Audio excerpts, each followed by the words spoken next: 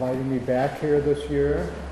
I was just talking yesterday to my friend Bob Rosenfeld, who's the program coordinator of the Montpelier OSHA, and I said, I have to miss today's Montpelier program for the best possible reason, which is I have to give a presentation at another OSHA. He said, I have heard about those St. Albans people.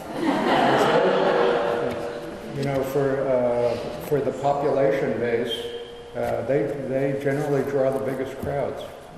So anyway, wonderful to be back here. Such a dedicated crowd, and especially on a day like this. Getting a little feedback?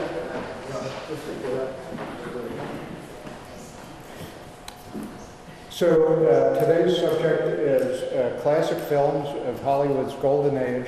For our purposes, in this abbreviated time period, we're going to say roughly 1935 to roughly 1950. And that word classic is a tricky one because as some of us who have suffered through some less than stellar films, we've learned that not everything from those days is a classic. And not necessarily a black and white film is a classic. Not necessarily something with Jimmy Stewart or Katharine Hepburn is a classic. So the truth is that some films stand the test of time, some do not. And we're going to be talking about the ones today that match the definition of a classic. That is, one definition is something that can be appreciated and enjoyed by succeeding generations. The films that you saw as a kid, now you can't wait to show your grandchildren. We just had the experience at home of introducing our 9-year-old granddaughter to Buster Keaton, Charlie Chaplin, and The Wizard of Oz, and all things are possible now. Anyway, so we'll start in 1936 in the depths of the Depression. Now, one thing that happened with the advent of sound in Hollywood, which was the late 20s, was that all of a sudden there was this crying need for people who knew how to write dialogue and people who could speak dialogue well, which meant there was an incredible exodus from the New York stage to the Hollywood sound stages. And coming as it did in the depths of the Depression, when people really needed a break from the world at hand, they found a handy escape in the movies. Films such as Night at the Opera, and the Marx Brothers had made their mark in vaudeville and then on the New York stage in the 20s. And their persona, their various personae, were created in large part by writers from New York. S.J. Perelman, who was an essayist for The New Yorker, George S. Kaufman, who is a Broadway playwright and screenwriter. So it was a glorious day for the people who composed music for the Broadway stage. And Irving Berlin was there in Hollywood, the two Gershwin brothers, and our couple at hand, the team of Jerome Kern and Dorothy Fields, who wrote the score to this wonderful Fred Astaire film. This is Fred Astaire with his choreography partner, not his dancing partner, a man named Hermes Pan. The two of them worked out all the arrangements while Ginger Rogers was off making more other movies in a different part of the studio. So this is our first clip is going to be from Swing Time. It is not considered, it's not my favorite Rogers and Astaire musical. Top Hat would be, get that nod. But this is probably my favorite scene from a Rogers and Astaire film. Rogers has, Fred Astaire has fallen for the Ginger Rogers character, who is a dance instructor. He pretends not to know how to dance in order to get lessons from her. Winds up with her being fired. You'll see what happens. Another reason this clip is so terrific is we get to meet 3 of the thousands, seeming thousands, of the army of character actors that populated Hollywood movies.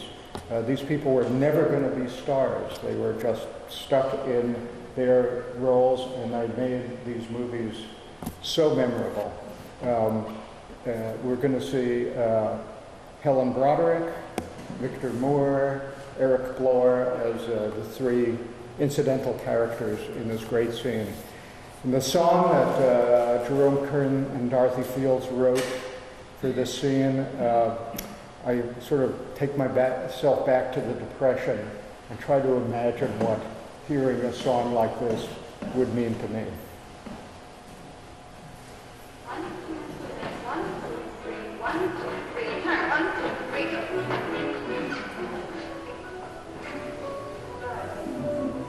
Yes. All right. 1, 2, 3, 1, 2, 3, turn, 1, 2, 3.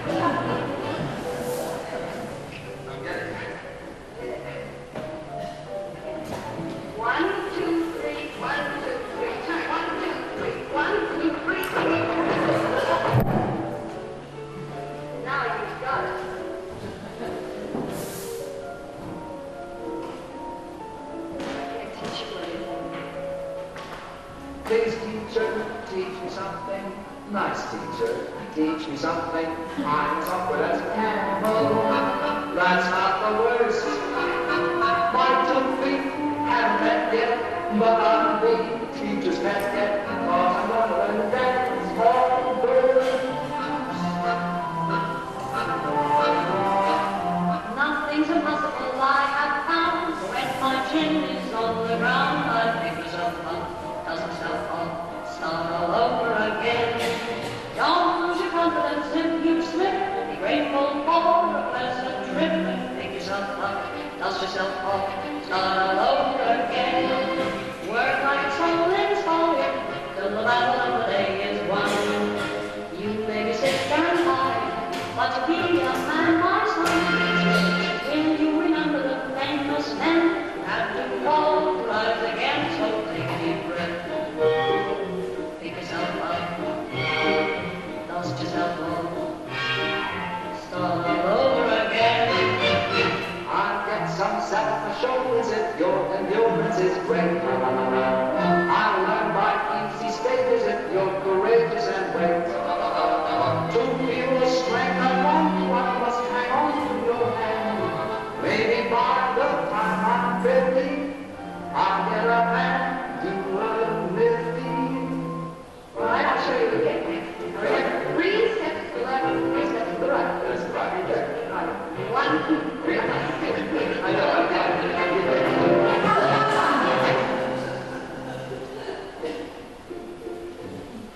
Pick yourself up, dust yourself off, start all over again. Listen, no one could teach you to dance in a million years. Take my advice and save your money. Miss Carroll, how do you think this school will exist if you turn away? You're discharged.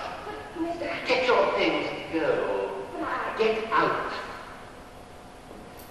Well, that's quite all right, don't you worry. I'll find you another instructor right away. Now, you stay right there. So this is the way you treat your customers. Well, I certainly don't fit in the sandwiches. Get out of here. Miss Evans, what does it mean with this? What's got into everybody this morning? My sandwich got into him. You're fired. Okay, Swivelpuss. I just let you know that I also discharged Miss Carroll. You discharged Penny? Why? I can always call. Please, sir. But she said she couldn't teach you anything. She was trying to flatter me. Yes, she's the most wonderful teacher I've ever heard of. Miss Carroll, I want to show Mr. Gordon how much you've just taught me. No, never Oh, mind. thank you very much. It's very sweet of you. I'm very anxious for Mr. Gordon to see this because I think it's the most interesting experiment. Now, how did you say that last step went? Oh, yes.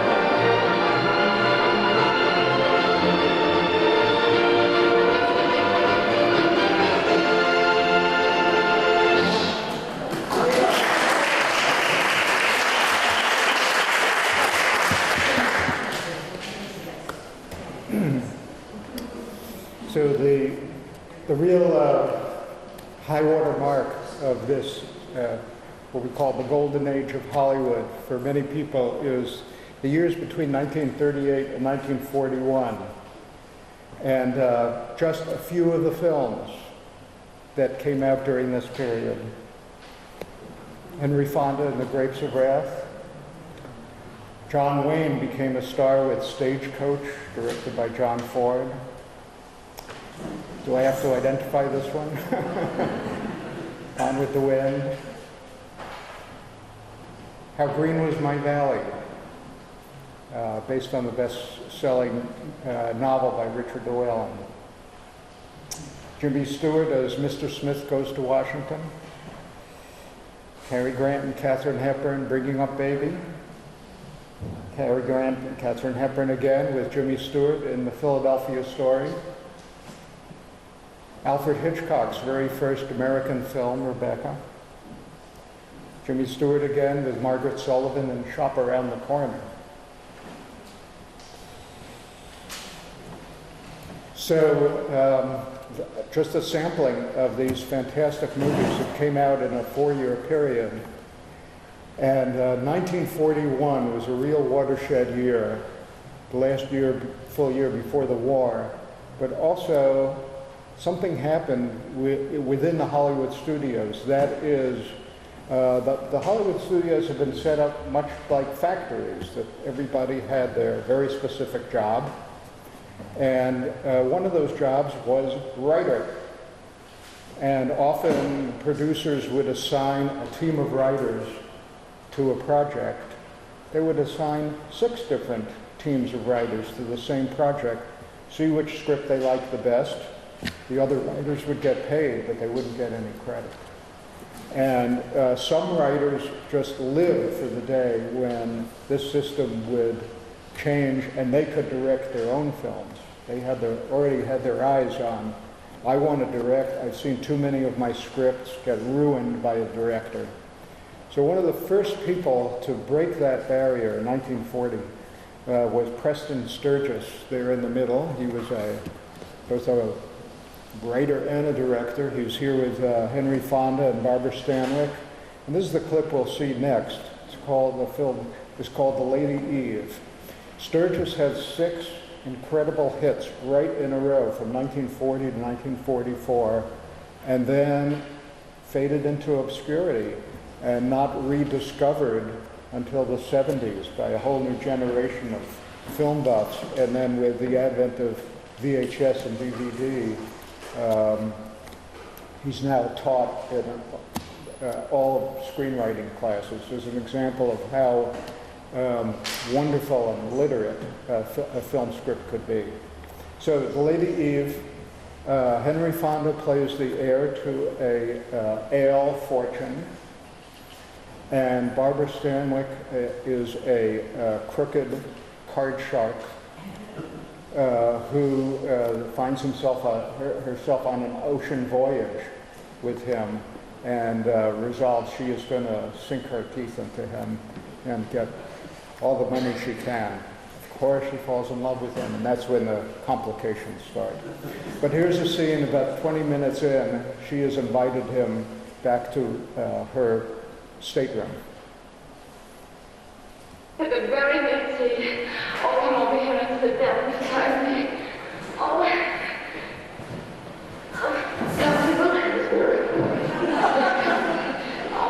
oh, we tell you. Oh, you don't know what you've done to me. I'm terribly sorry. Oh, that's all right. I wouldn't have frightened you for anything in the world. I mean, if there's anyone in the world I would have wanted to, it's you. You're really sweet. Don't let me go.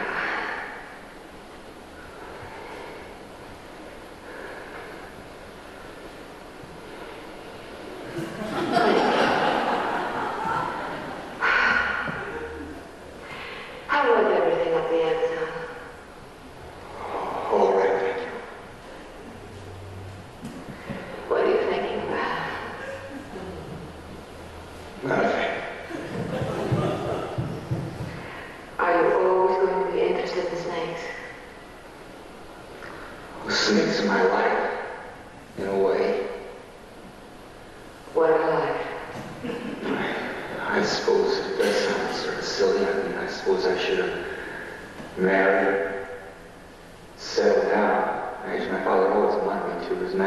after he's told me so rather plainly. I just never cared for doing business. You say that's why you've never married? No, it's just I've never met her. Suppose she's around somewhere in the world. It would be too bad if you never bumped into each other. Well, I suppose you know what she looks like and everything? I think so. I'll bet she looks like Marguerite and Faust. No, she isn't. I mean, she isn't. She's not as bulky as opera singer. Oh, how are her teeth? Huh? Well, you should always be going out with good teeth. It saves expense later. Are you kidding? Now, you look like you have an idea. I guess we all have one. What does yours look like? He's a little short guy with lots of money. Why short? What does it matter if he's rich? It's so he looked up to me, so I'll be his idea. That's a funny kind of reason. Look who's reasoning. And when he takes me out to dinner, he'll never add a check, and he won't smoke greasy cigars or use grease on his hair. Oh, yes, he won't do card tricks. Oh, Oh, it's not that I mind your doing the card tricks, Hopsy. It's just that you naturally wouldn't want your ideal to do card tricks.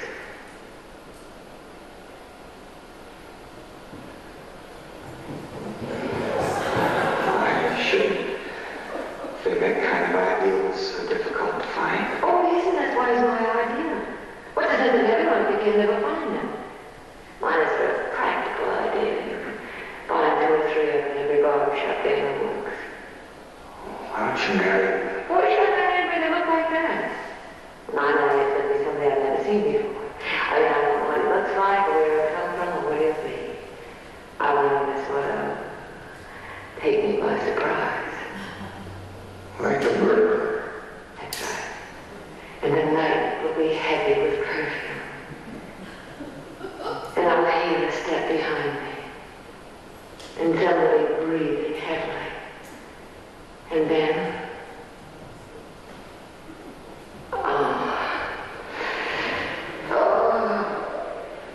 You better go to bed, Hopsy. I think I can sleep peacefully now.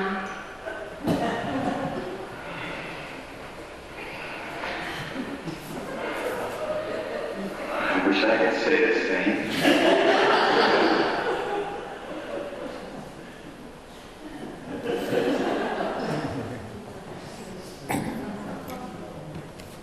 The French title is The Heart Entrapped.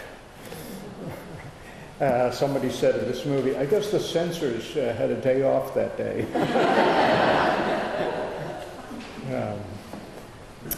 So another feature of the Hollywood studios, these actors were on long-term contracts. So you often saw the same actors in different combinations all throughout the period of their contract. And we'll see this in our next clip, the Maltese Falcon. It was John Huston's very first film. He also had worked as a film writer for the last 10 years. And he was the one who, as a writer, gave Bogart his first starring role in a film called High Sierra. And Bogart was already in his late 30s. He had been playing secondary parts. He'd been playing villains, tough guys. And John Huston saw something in him that said, leading man, a leading man for our age. So this is one of the climactic scenes of the Maltese Falcon. I picked it so you'll see the whole cast. Humphrey Bogart, Mary Astor, Sidney Greenstreet, Peter Lorre, somebody I'm forgetting. Anyway, they're all there.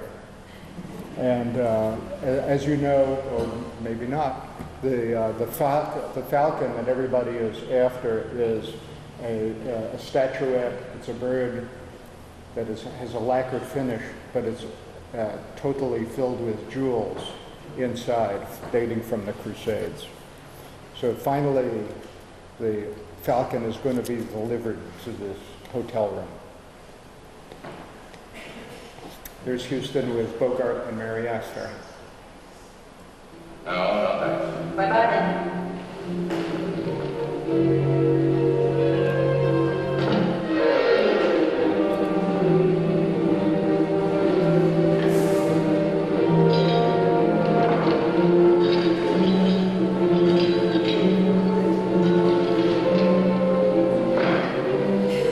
Hey, what?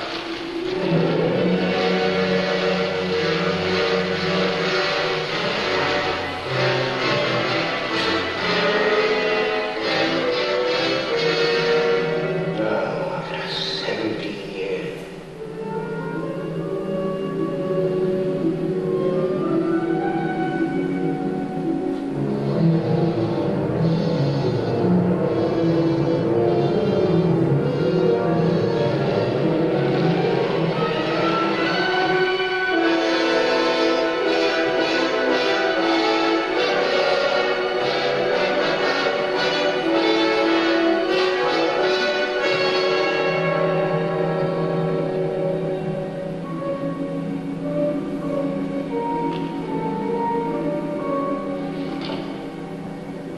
Easy. Make sure.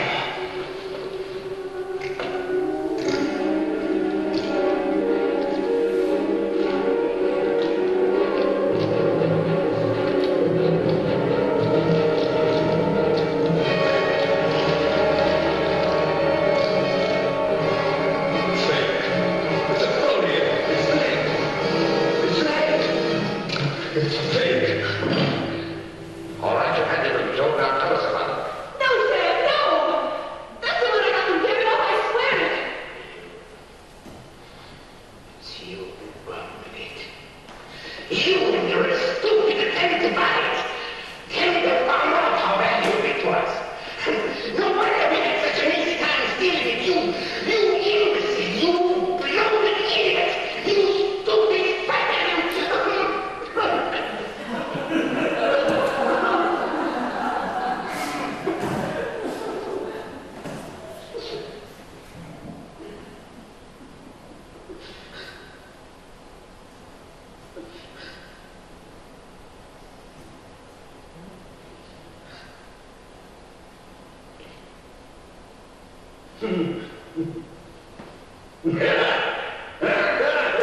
Yes, it's a Russian tale. Well, so what do you suggest?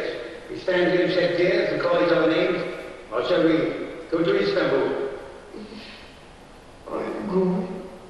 17 years I wanted that light I've been trying to get. We must spend another year on the quest. Well, sir, it'll be an additional expenditure in time of only 5 and 15/17%. I'm going with you.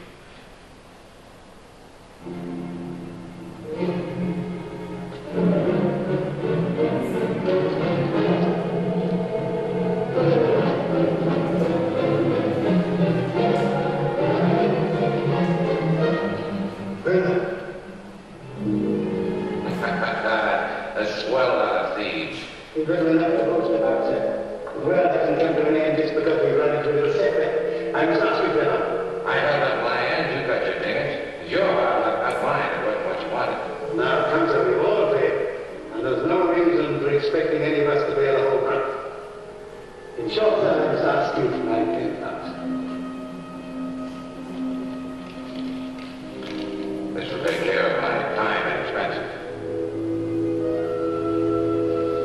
Now, sir, we'll say goodbye. Unless you care to undertake the Istanbul expedition with us. You don't? But frankly, sir, I'd like to have you along. You're a man of nice judgment and many resources. Now, there's no alternative. I dare say you'll manage the peace without a war. Oh, my God, all right. Well, sir, the shortest is farewell the best.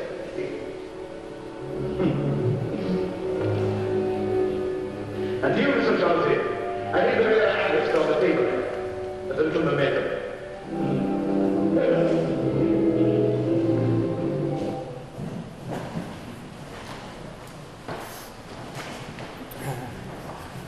You may have noticed how John Huston has great visual style, is able to use Sidney Greenstreet's bulk shooting him from below so you could actually see the ceiling and Peter Lorre's very small frame way down in the chair.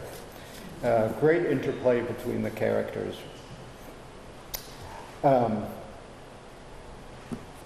the third film that came out in 1941, Unclassifiable, still probably the most influential film ever made as far as you count as influence, inspiring generations of filmmakers, and that is Orson Welles' Citizen Kane. Welles was a wunderkind. He was 25 years old when he got a carte blanche contract in Hollywood after making a big name for himself in radio and on the stage. And for his first film, he chose to make a thinly veiled biography of the publishing magnate William Randolph Hearst. That's a whole story in itself, because the film almost didn't come out due to Hearst's power in Hollywood. Here is Welles on set. You'll notice that where the camera is perched is under the floor. He's working with cinematographer Greg Tolan. What Welles did is he came to RKO Studios and he just went to all the departments and he said to the art director, the cinematographer, the sound person, etc., what have you always wanted to try to do and you weren't allowed to do it? And the result was really one of the most creative movies that ever came out of Hollywood. We're going to watch an amazing transitional scene that takes young Kane from age 10 years old in the mountains of Colorado to a 25-year-old publisher of a newspaper. And we get to see in 3 minutes such economical filmmaking. We get to see what young Kane's relationship is with his very wealthy, he's the ward of a very wealthy man, the difficulty of their relationship. And then we're going to get to see Welles's recreation of what a 1900 turn of the century newsroom in New York might have looked like. We'll introduce some other characters, including the screen debuts of Joseph Cotton and Everett Sloane. So an awful lot packed into 3 minutes.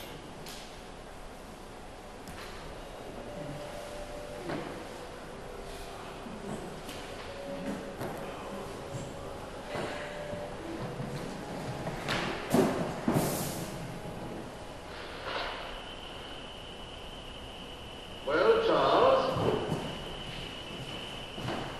Merry Christmas.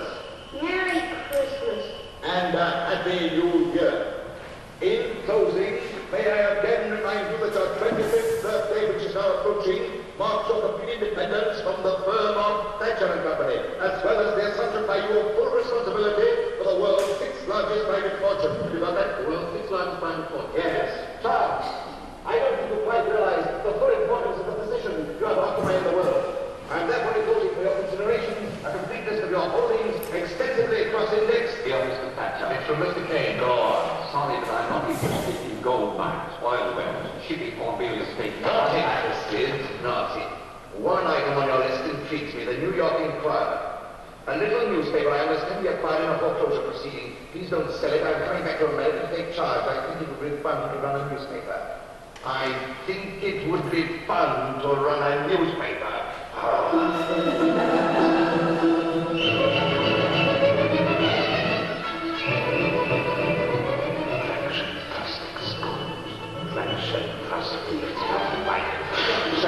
Smash by landlords refuse to clear slum.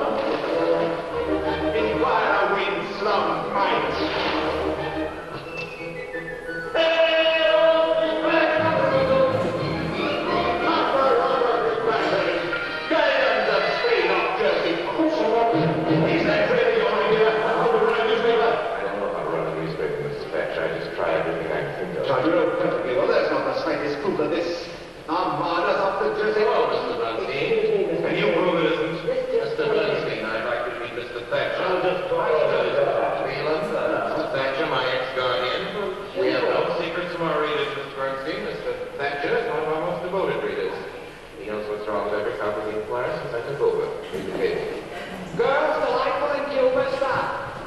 You prose poems about scenery, but don't feel right spending your money. Stop. There is no war in Cuba. Signed, Wheeler. And Yes, dear Wheeler, you provide the prose poems. I'll provide the war. That's right. Yes, I really like myself. I came to see you off this campaign of yours.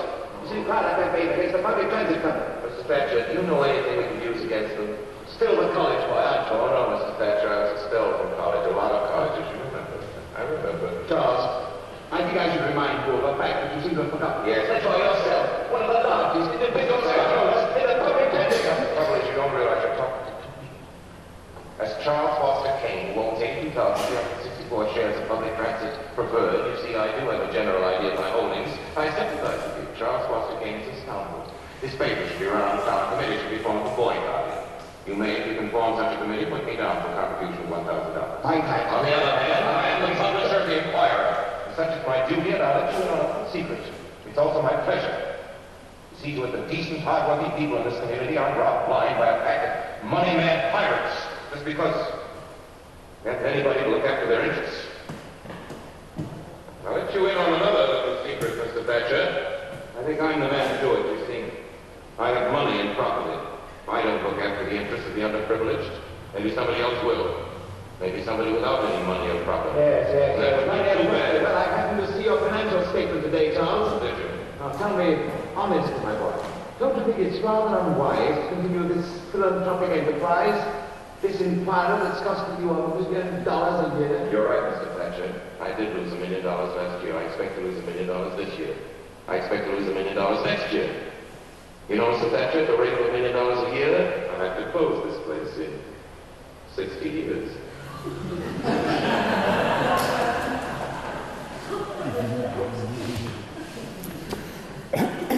So I didn't mention, in case you don't know, that was Wells himself playing the young Kane. He was 25 years old, actually playing somebody who's 25 years old. In the course of the movie, he ages to age 80. And for those of you who only associate Wells with his later years, his corpulent self pitching gala wine on TV, it's really breathtaking to see what a beautiful young man he was and what an energetic actor. Anyway, World War II started about the time that Citizen Kane came out, and that could be a topic for a whole other talk, Hollywood and World War II. We're going to just let two terrific films stand in for all of the movies that Hollywood made during World War II. The Great Casablanca, which will reunite Humphrey Bogart, Sidney Greenstreet, and Peter Lorre from the Maltese Falcon. And Notorious. Those of you who are here, my last talk, actually saw a clip from Notorious. Claude Rains, Cary Grant, and Ingrid Bergman. A plot revolving around Nazi spies who have set up a nest in Rio de Janeiro. But we're going to skip to our next clips for post-war Hollywood. And two films that I kind of think of as bookends. Two friends who went off to war, both working for the Army Signal Corps as directors. It was their part of the war effort. One of them was William Wyler, and the other was Frank Capra. And they both came back from Europe very much changed by the war and determined to make a really serious statement about now what is America going to look like? How is it going to move past the devastation and disruption of World War II? So here's a beautiful photo of Jimmy Stewart and director Frank Capra. The film that Capra did, both of these films, one by Capra, one by Wyler, were both 3 hours long and really domestic epics about America in 1945 and 46. In case you haven't guessed, the one with Jimmy Stewart is It's a Wonderful Life. And one of my favorite scenes is when he and his high school sweetheart, Donna Reed, find out that they really are meant for each other. Right before this scene happens, they have a terrific fight, and he is stormed out of her house. And this is what happens next. Incredibly emotional scene that doesn't go where you might expect it to go. The British film critic David Thompson said he finally got to America and he realized how popular this movie was here. And he said, how could people convince themselves that a movie about despair and thoughts of suicide was their ideal Christmas cheer? Just could not figure it out. It's a very, looked at one way, it is a very, very dark film. And Jimmy Stewart is just so intensely wonderful in this film. So here we go.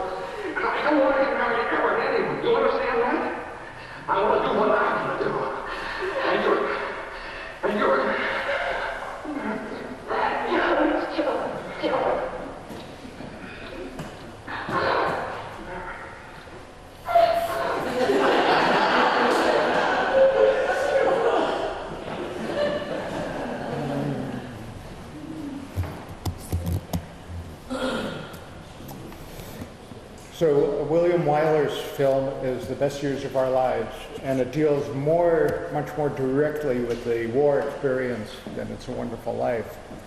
It involves three veterans, all from the same town. The town is not a real town, but I think of it as something like Burlington, big enough so that three people roughly the same age can grow up in Burlington and not necessarily know each other. These three meet on the troop transport, taking them home. They're finally getting to back to their hometown, and they meet in the airplane. Harold Russell, who is a non-actor, who actually lost his hands during World War II, is playing the Navy guy. Dana Andrews in the middle is the Air Force bombardier. Frederick March is the wealthiest of the three. He's a very successful banker in his hometown, and he's been a sergeant in the war. So the scene we're going to see is the taxi is taking all three of them from the airport to their various homes.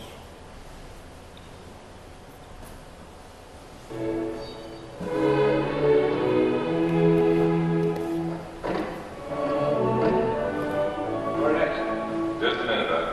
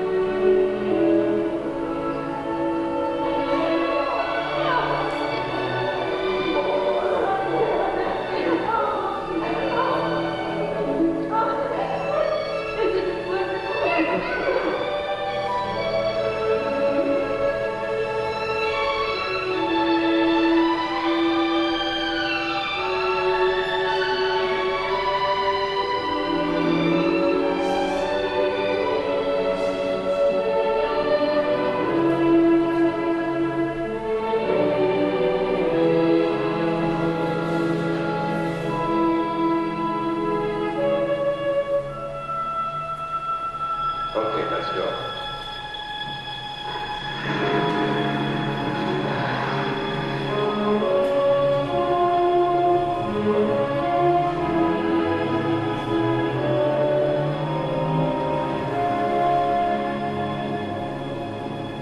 Well, I'll carry it.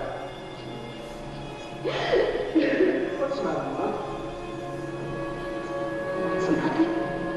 It's just that your mom's so glad to see you home. Yeah, I know.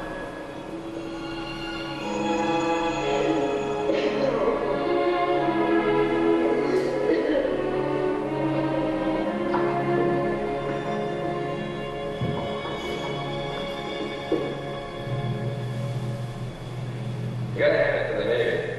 They sure trained that kid how to use those hooks. Couldn't train him to put his arms around his girl, just stroke her hair. Is it the next girl, Rick? Yeah, next turn on the left. Hey, Fred, why don't we drop you first? No, you're next. And we're not going back to Butcher's for a dread either. Those are going in ahead of Beach.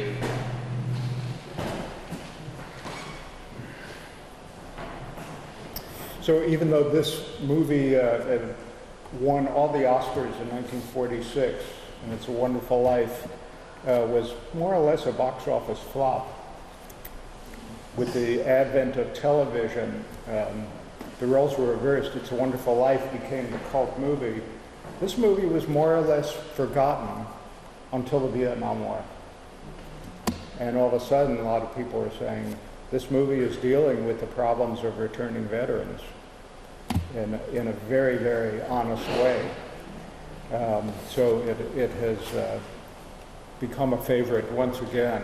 And unfortunately, it will always be timely, it seems. William Wyler approached some pretty serious problems in this movie. And with the coming of the McCarthy era and the anti-communist hysteria, And the Hollywood blacklist is also a subject for a whole other talk.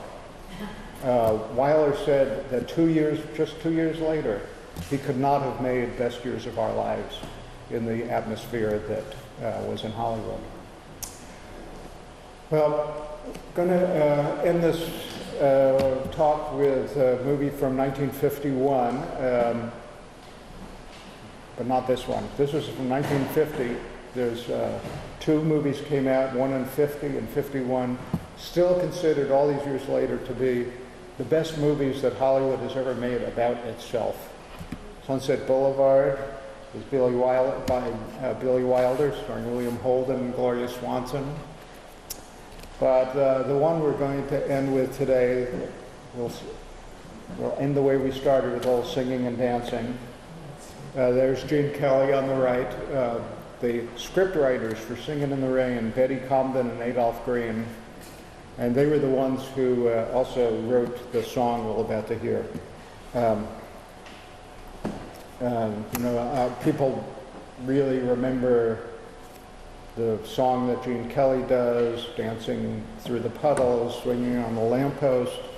That's not my favorite song from this movie, for the reason that it doesn't have Donald O'Connor in it. So here's a number that Gene Kelly and Donald O'Connor did. And as I said at the beginning, Hollywood, when Hollywood transitioned from silent movies to sound, every studio had a diction coach for people to learn how to speak well for the camera. And so Singin' in the Rain is not only one of the most entertaining movies ever made, but it's also a great history lesson about how the silent movies transitioned to sound. So we'll see this clip, and I'd be happy to answer any questions you have.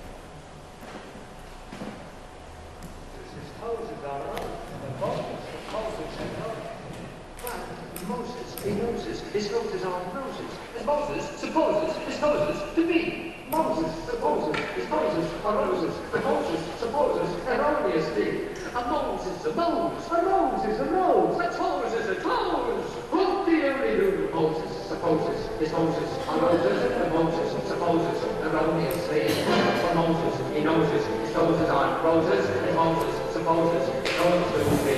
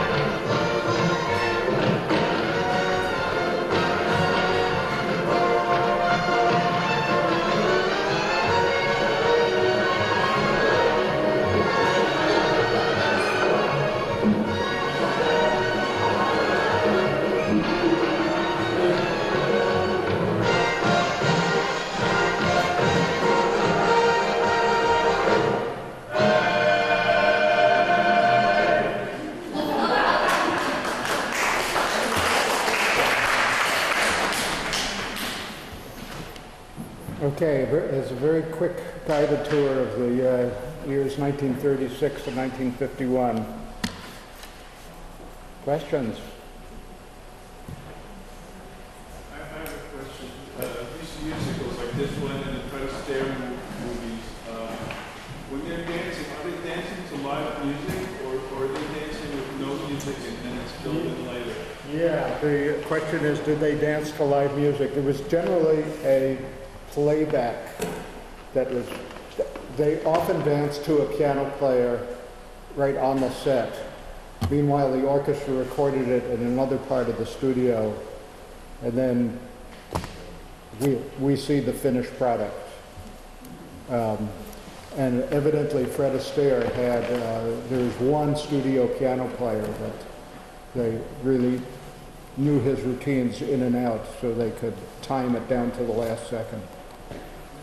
A friend of mine who had worked somewhat in the music business in Los Angeles said that there was a poll taken among musicians in Los Angeles in the late 40s, early 50s. What was the best orchestra in Los Angeles? And the LA Philharmonic was way down on the list. It was like the MGM orchestra, the RKO orchestra, so these top flight musicians, composers, arrangers, they were a very big part of what went on in Hollywood.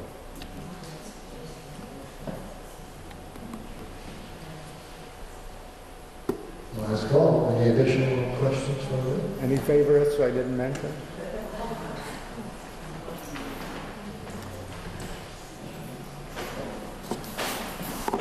Okay, well, thank you, everybody. Thank you.